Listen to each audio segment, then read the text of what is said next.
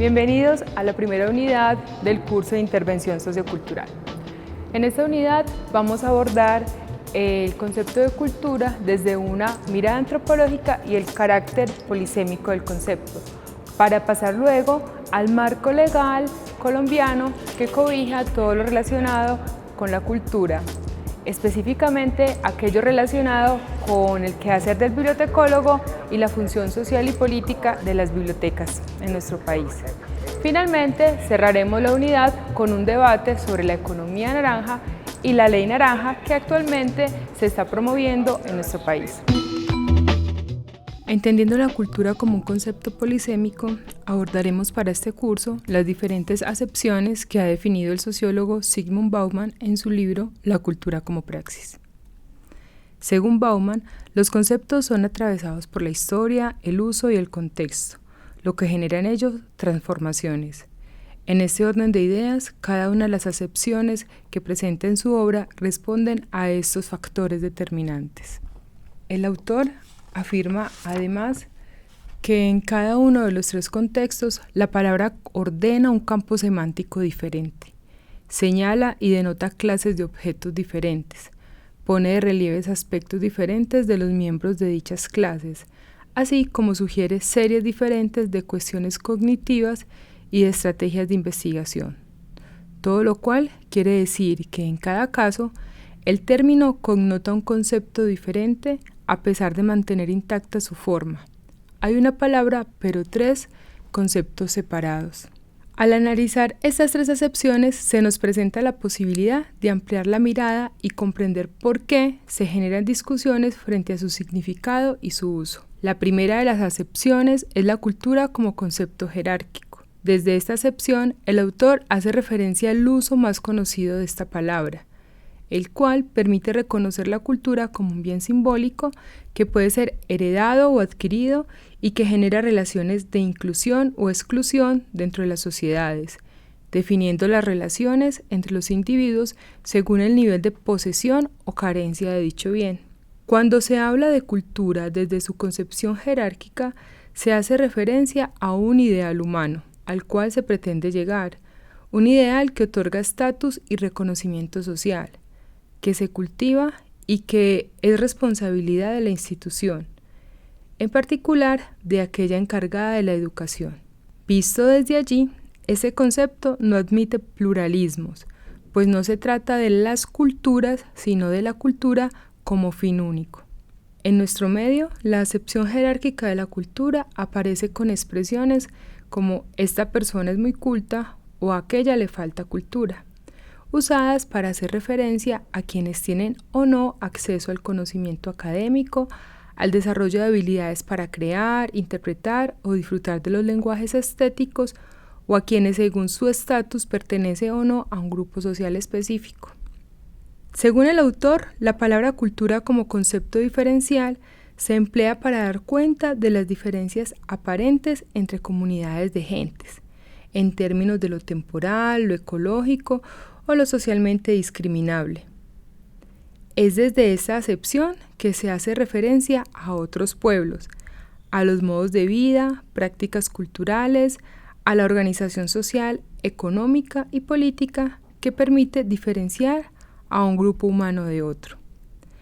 A partir del uso de ese significado se reconocen particularidades y se rechazan los universalismos. Al analizar las formas de ser y estar en el mundo, se empieza a hablar de culturas en lugar de cultura. El concepto jerárquico, en palabras de Bauman, versa sobre los atributos que unen a la humanidad en el sentido en que la diferencia es de cualquier otra cosa. En otras palabras, el concepto genérico trata de las fronteras del hombre y lo humano. Desde esta acepción se desprenden los estudios antropológicos que desde las diferentes escuelas se proponen comprender al ser humano en su relación con el entorno, desde la organización social, el establecimiento de las creencias y los usos del lenguaje. El análisis de la cultura como algo propio de la especie humana, las construcciones de sistema de símbolos que les permiten comunicarse entre individuos y los hace diferentes a otras especies. Al abordar la intervención sociocultural desde la bibliotecología, se hace necesario el análisis del concepto de cultura desde esas tres acepciones, ya que ello permitirá una lectura más amplia de los contextos con los cuales se interactúa y abre las posibilidades de interpretación y comprensión del quehacer del bibliotecólogo desde el campo social y cultural. La comprensión del concepto de cultura desde la academia, la política y la economía ha estado acompañada de la necesidad del establecimiento de leyes, normas, acuerdos, decretos que permitan reconocer su diversidad polisémica y con ello la implementación de estrategias para su reconocimiento como dimensión del desarrollo humano.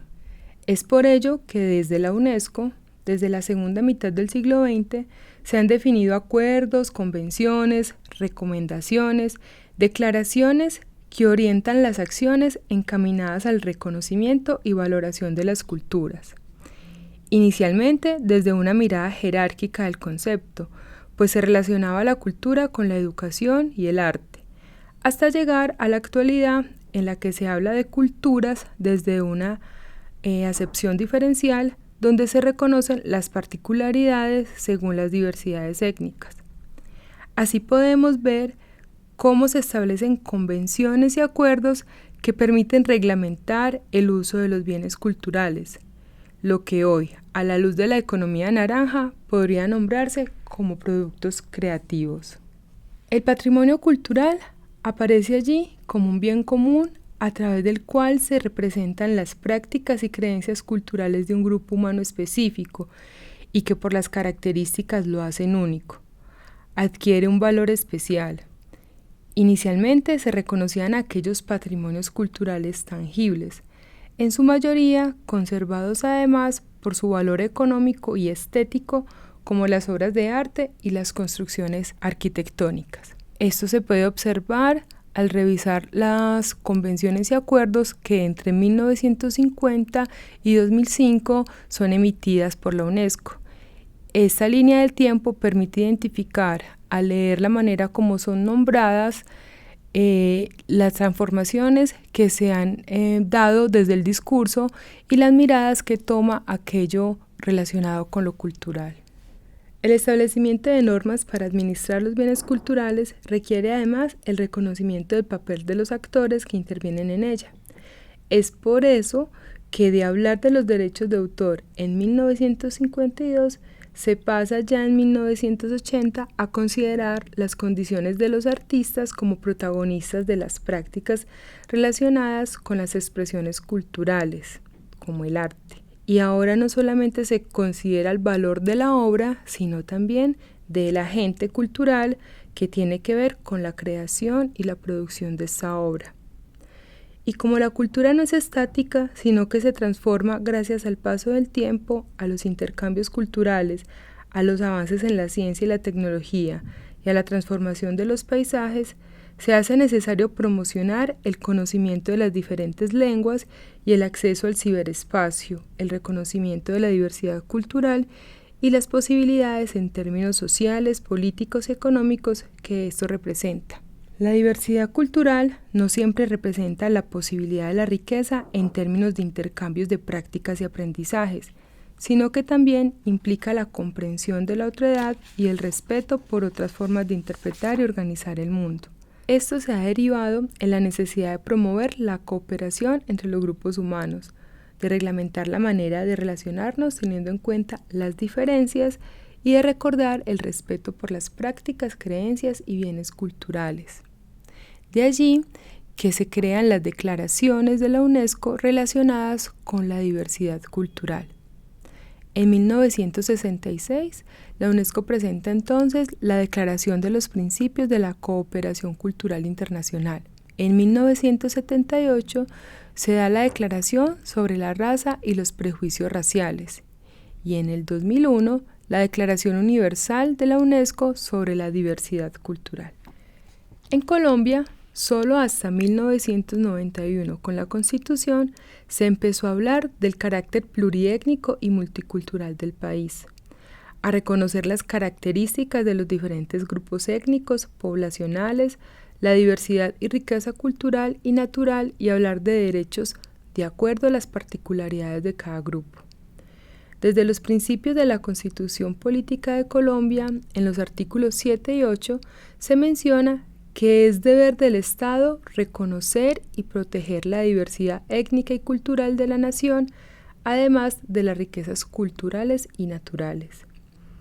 Esto se amplía en los siguientes artículos. En el artículo 70, el Estado menciona el deber de promover y fomentar el acceso a la cultura de todos los colombianos en igualdad de oportunidades, por medio de la educación permanente y la enseñanza científica, técnica, artística y profesional en todas las etapas del proceso de creación de la identidad nacional.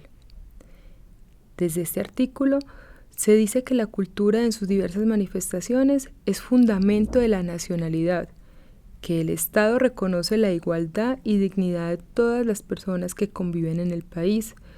El Estado promoverá la investigación, la ciencia, el desarrollo y la difusión de los valores culturales. En el artículo 71 se menciona que la búsqueda del conocimiento y la expresión artística son libres. Los planes de desarrollo económico y social incluirán el fomento a las ciencias y en general a la cultura. El Estado creará incentivos para personas e instituciones que desarrollen y fomenten la ciencia y la tecnología y las demás manifestaciones culturales y ofrecerá estímulos especiales a personas e instituciones que ejerzan estas actividades. En el artículo 72 se hace mención a la importancia del patrimonio cultural de la nación y la manera como el Estado debe protegerlo. El patrimonio arqueológico y otros bienes culturales que conforman la identidad nacional pertenecen a la nación y son inalienables, inembargables e imprescriptibles.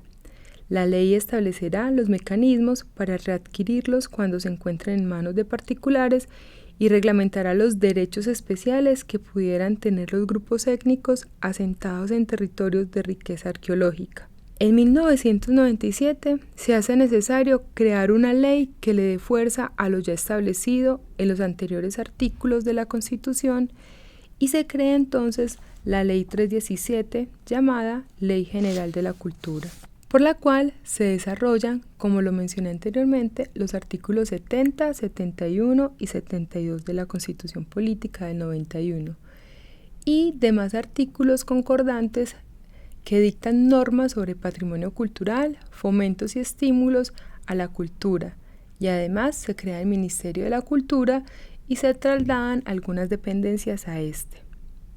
Desde allí además se da una definición al concepto de cultura que regirá la interpretación de la misma al momento de definir estrategias para su reconocimiento, salvaguardia y promoción. Desde la Ley General de la Cultura se entiende entonces a la cultura como el conjunto de rasgos distintivos, espirituales, materiales, intelectuales y emocionales que caracterizan a los grupos humanos y que comprende, más allá de las artes y las letras, modos de vida, derechos humanos, sistemas de valores, tradiciones y creencias. La cultura en sus diversas manifestaciones es fundamento de la nacionalidad y actividad propia de la sociedad colombiana en su conjunto, como proceso generado individual y colectivamente por los colombianos. Dichas manifestaciones constituyen parte integral de la identidad y la cultura colombianas. De la Ley General de la Cultura se derivan otras leyes que, según los gremios, oficios o profesiones, rigen la administración de los bienes y recursos culturales. Para el caso de las bibliotecas, a nivel nacional, se crea la Ley 1379 de 2010, con la cual se da paso a la Red Nacional de Bibliotecas Públicas. Desde esta ley se definen los fines estratégicos de las bibliotecas y su hacer. Esta ley se constituye como instrumento de apoyo para alcanzar, entre otros fines, promover la valoración y el desarrollo de la cultura local, así como el acceso a la cultura universal. Desde allí entonces se empieza a identificar a las bibliotecas como espacios culturales donde no solamente se promueve el acceso a la información, sino además se generan procesos que facilitan la participación ciudadana, el reconocimiento, las salvaguardia y promoción de las memorias locales, de los patrimonios culturales y se promueven las expresiones artísticas. Todo esto a través de los servicios bibliotecarios. Para el caso de Medellín, en el 2015 se crea el Acuerdo 23, por medio del cual se establece el marco institucional y se adopta la Ley 1834 de 2017 a política pública para la institucionalización del sistema de bibliotecas públicas y unidades de información, gestión del conocimiento y se fijan otras disposiciones en el municipio de Medellín.